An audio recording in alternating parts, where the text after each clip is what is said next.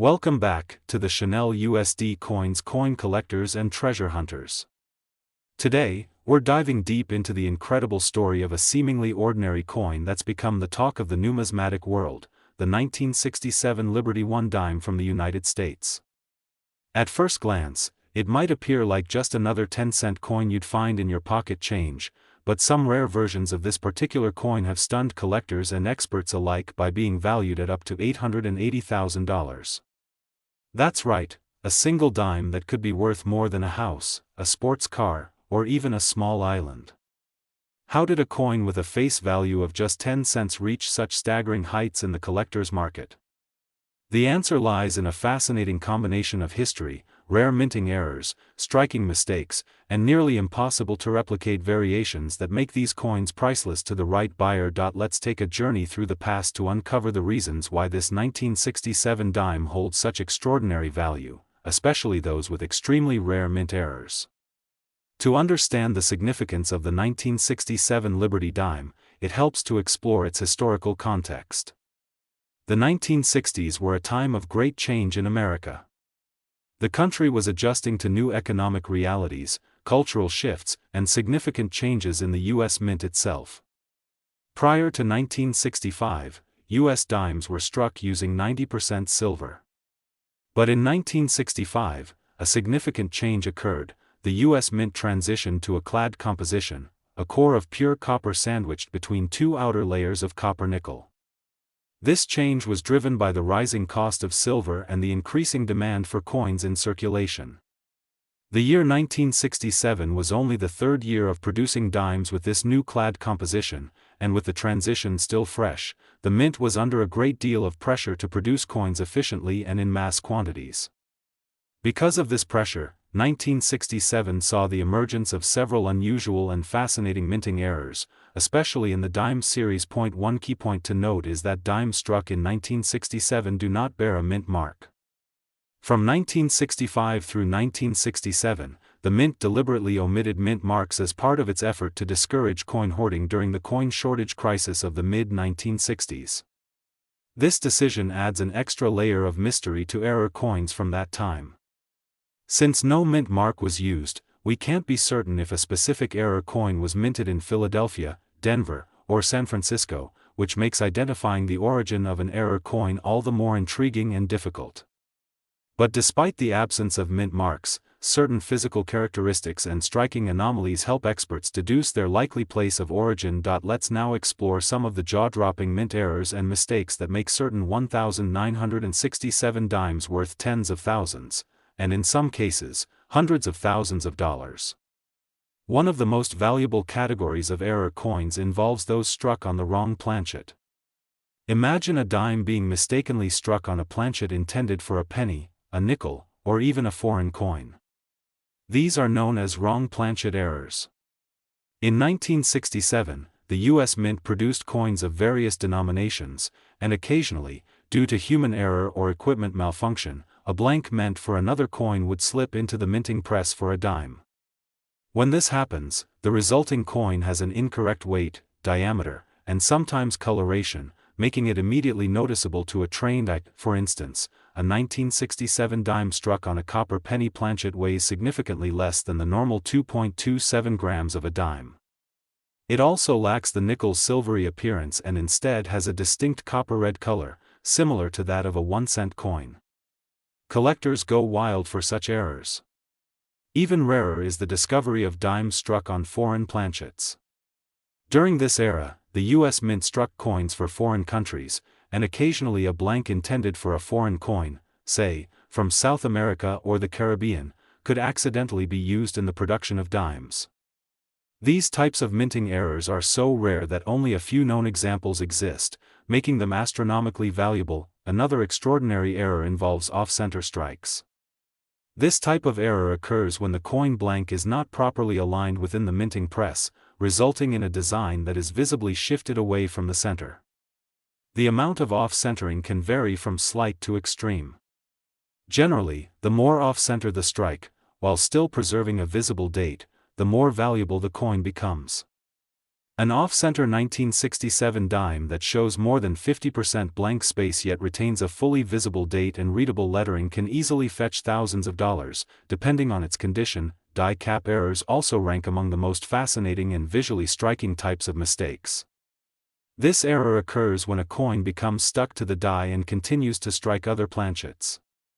Over time, the stuck coin acts like a makeshift die itself, resulting in a bizarre and distorted image on the coins it strikes. These coins often have a cupped or bottle cap-like appearance and are highly collectible due to their rarity and dramatic visuals. A die cap 1967 dime in excellent condition, especially with multiple strikes and well-preserved features, could command 5 or even 6 figures at auction. Another minting anomaly is the double die error. This occurs during the die creation process, when the die itself receives an imperfect impression of the coin's design.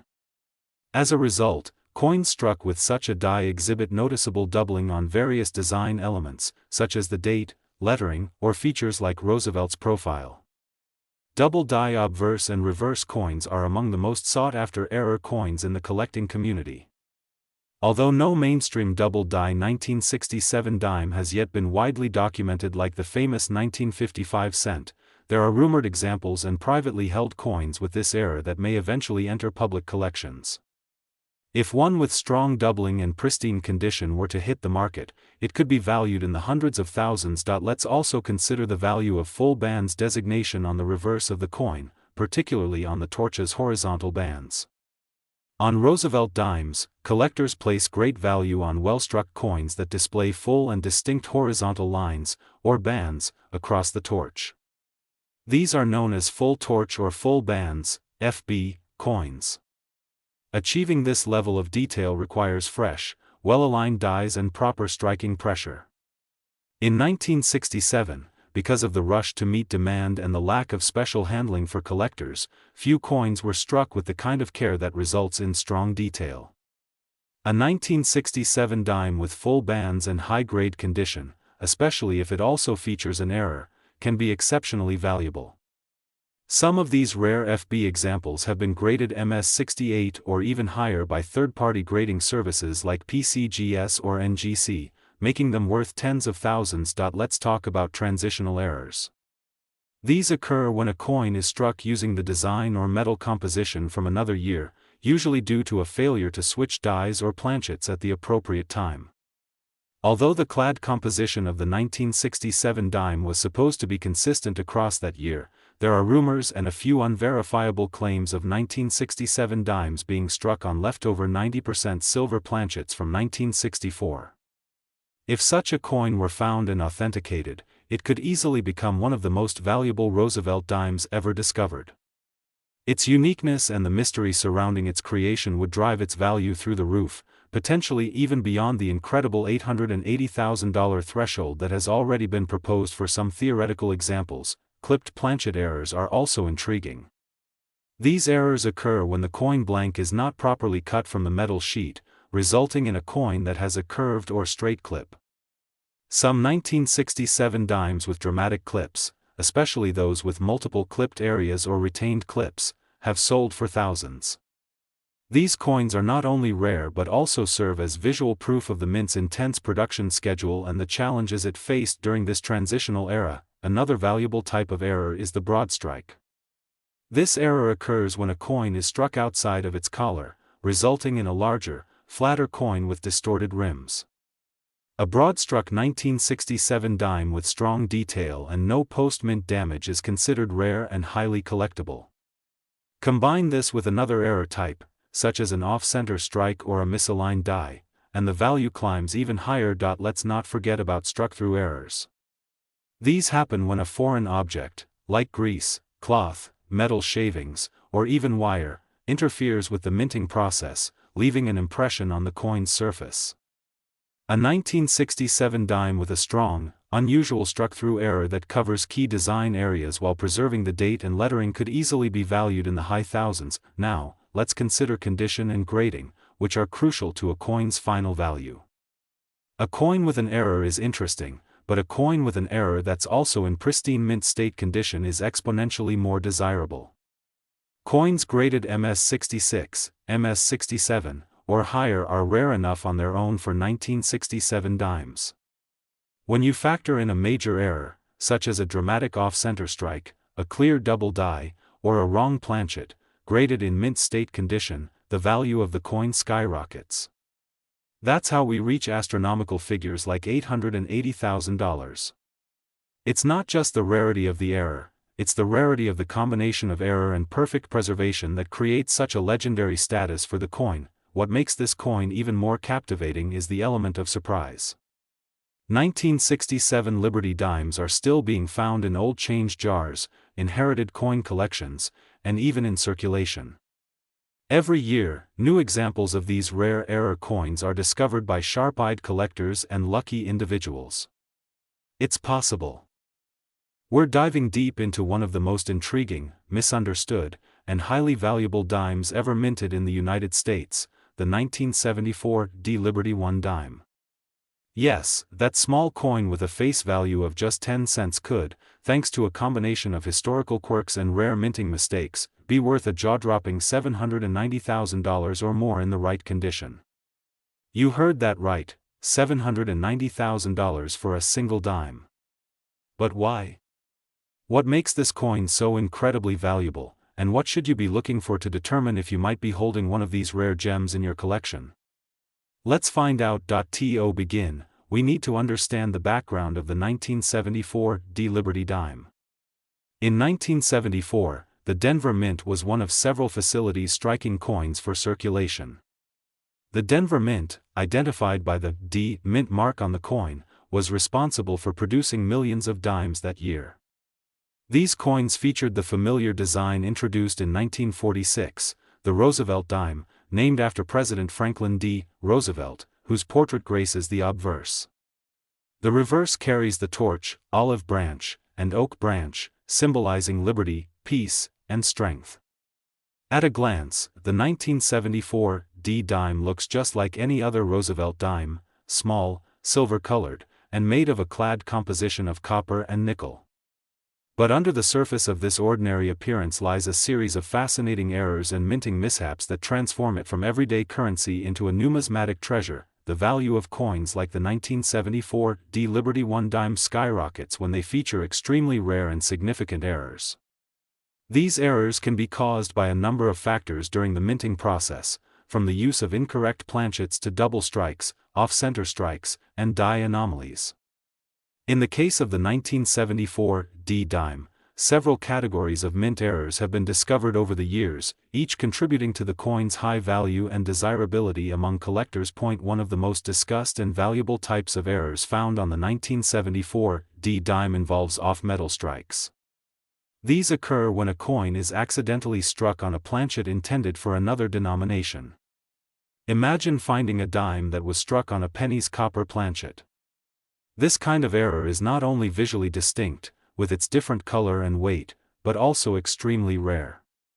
Collectors and experts have documented a small number of 1974 dimes that were struck on copper, nickel, or bronze planchets intended for other coins, and those mistakes make such specimens immensely valuable.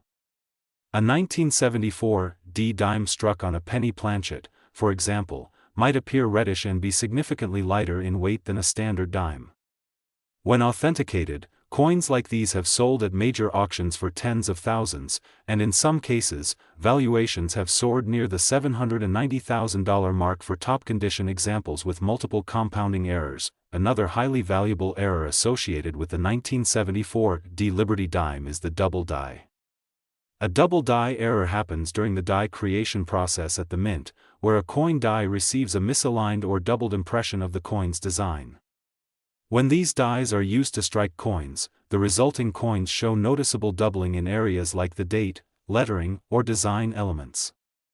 In the case of the 1974 dime, some rare examples show doubling on Roosevelt's I, the word liberty, and the motto, "In God We Trust." These doubling features can be subtle to the untrained eye, but under magnification, the doubled elements are unmistakable.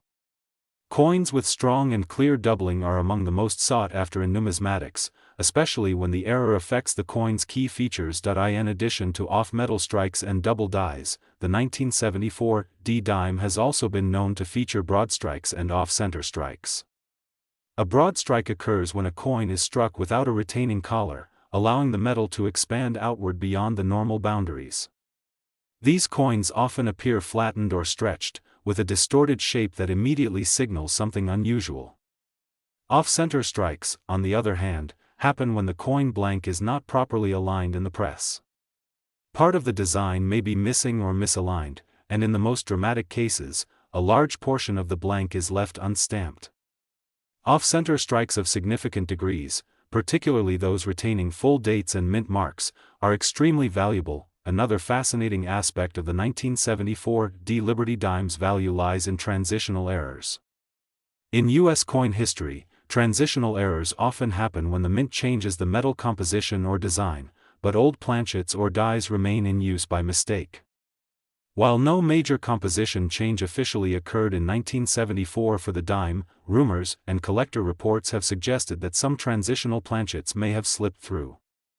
This includes possible dimes struck on leftover silver planchets from previous years or experimental compositions tested but never released to the public.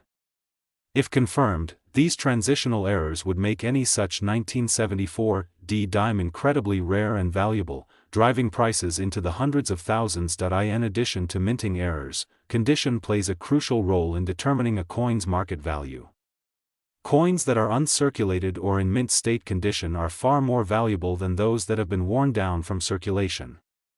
A 1974 D dime with a rare error in MS67 or MS68 condition, meaning nearly perfect, with sharp details and full luster, can easily command six figures at auction. Grading services like PCGS and NGC provide professional evaluations of a coin's condition and authenticity, and their certifications add legitimacy and confidence to a coin's value. If you happen to find a 1974 D dime with any of the characteristics we've discussed, sending it to a reputable grading service is the next logical step. Collectors also pay close attention to die varieties and anomalies, including things like repunched mint marks, RPMs, die cracks, and cud breaks. Some 1974 D dimes show signs of repunched mint marks, that is, the D mint mark was stamped more than once, leading to a shadow-like doubling effect. These RPMs are subtle and require magnification to detect, but when confirmed, they add interest and value. Die cracks, which occur when the die begins to wear or fracture, can result in raised lines on the coin's surface. Cud breaks happen when part of the die breaks away entirely, leaving a blank or raised blob of metal on the coin. These features are often unique to a small batch of coins and are highly collectible. The historical context of the 1970s also plays a role in the coin's intrigue.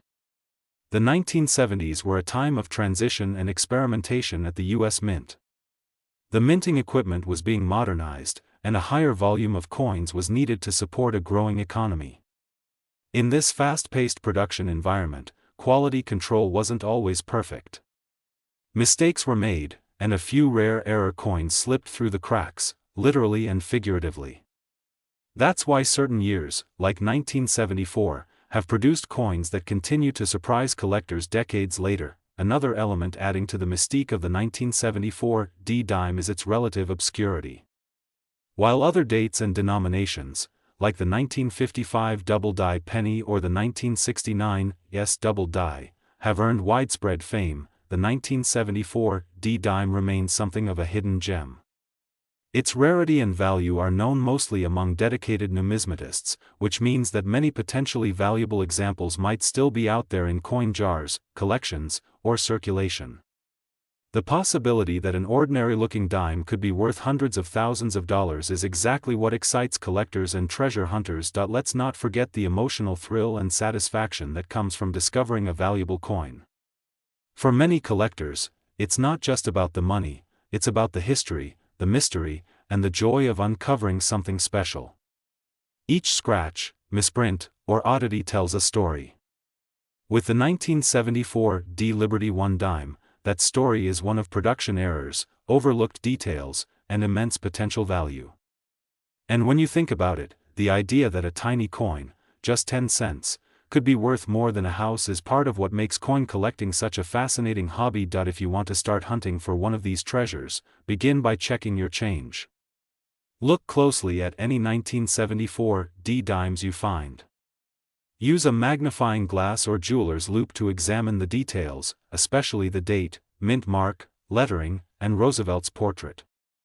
Weigh the coin if you can. An off-metal strike will usually have a different weight than a standard Clad dime. Compare the coin's color and tone to others. If anything looks off or unusual, you might have something special. And remember, condition matters. Handle coins carefully, and store them in protective holders to preserve their value. So, what does the future hold for the 1974 D Liberty dime? As interest in rare coins grows and more collectors enter the hobby, the value of these rarer coins is likely to increase. Scarcity and demand are the two forces that drive prices higher. With only a handful of authenticated major error examples known to exist, the 1974 D dime has all the qualities of a long-term investment coin.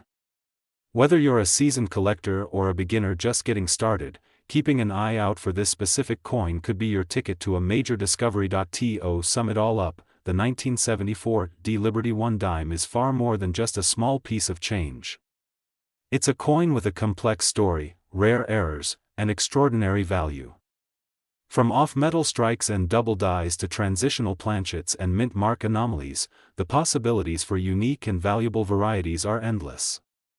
And while millions of ordinary dimes were minted that year, only a very few carry the traits that elevate them to legendary status in the world of coin cull.